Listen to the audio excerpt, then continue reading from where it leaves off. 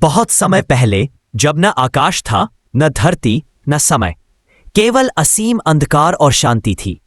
उस शून्य में कोई आवाज नहीं थी, कोई गति नहीं थी। उसी मौन से एक अद्भुत शक्ति प्रकट हुई, जिसे आदि शक्ति कहा गया।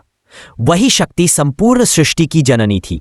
सृष्टि के संतुलन के लिए आदि शक्ति ने 3 दिव्य रूपों को प्रकट किया। ब्रह्मा, सृष्टि के रचयिता, विष्णु, पालनकर्ता, और महेश यानी शिव, संहारक और परिवर्तक। लेकिन शिव बाकी देवताओं की तरह जन्मे नहीं थे। वे स्वयंभू थे, स्वयं प्रकट हुए, शाश्वत, जिनकी कोई उत्पत्ति नहीं, कोई अंत नहीं। वे स्वयं चेतना थे, जो संपूर्ण ब्रह्मांड में व्याप्त है। एक बार ब्रह्मा और विष्णु के बीच विवाद हुआ। दोनों स्वयं को सबसे महान मानते थे। ब्रह्मा ने कहा, मैं सृष्टि का रचयिता हूं, इसलिए सबसे श्रेष्ठ हूं। विष्णु बोले, मेरे बिना कुछ भी जीवित नहीं रह सकता। मैं पालन करता हूं, इसलिए मैं सर्वोच्च हूं।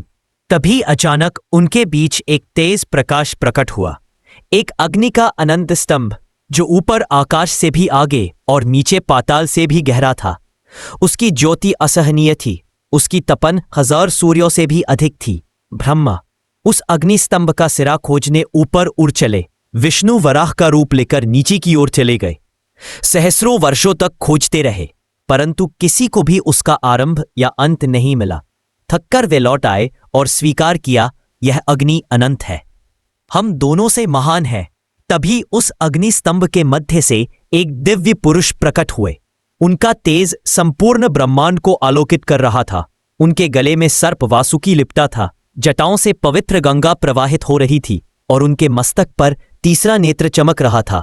वे थे भगवान शिव, महादेव। उन्होंने गंभीर स्वर में कहा, मैं जन्म और मृत्यु से परे हूं, मैं सृष्टि और संहार से भी परे हूं। मैं ही ऊर्जा का स्रोत हूं, समय का साक्षी हूं। जब अंधकार हो तब मैं प्रकाश हूं, जब मौन हो तब मैं नाद हूं। मैं ही परम सत्य हूं। यह सुनकर ब्रह्मा और विष्णु नतमस्तक हो गए। उन्हें ज्ञात हुआ कि शिव केवल देव नहीं, बल्कि स्वयं अनंत शक्ति है।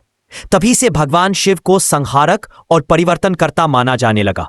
वे विनाश केवल क्रोध में नहीं करते, बल्कि अहंकार, मोह और अज्ञान को नष्ट करने के लिए करते हैं, ताकि जीवन शुद्ध होकर पुनः आरंभ हो सके। आदि योगी के रूप में उन्होंने ध्यान और आत्मज्ञान की शिक्षा दी। कैलाश पर्वत पर गहन समाधि में वे सदा विश्व का कल्याण करते रहते हैं। अपने शांत स्वरूप से वे भक्तों को आशीर्वाद देते हैं और अपने रुद्र रूप से अधर्म का नाश करते हैं। इस प्रकार महादेव का ना कोई आरंभ है, ना कोई अंत।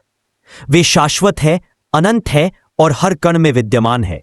आज भी जब हम ओम नमः शिवाय का जप करते हैं, तो हम अपने भीतर ही उस दिव्य ऊर्जा को जागृत करते हैं, जो शांति, परिवर्तन और मुक्ति देती है।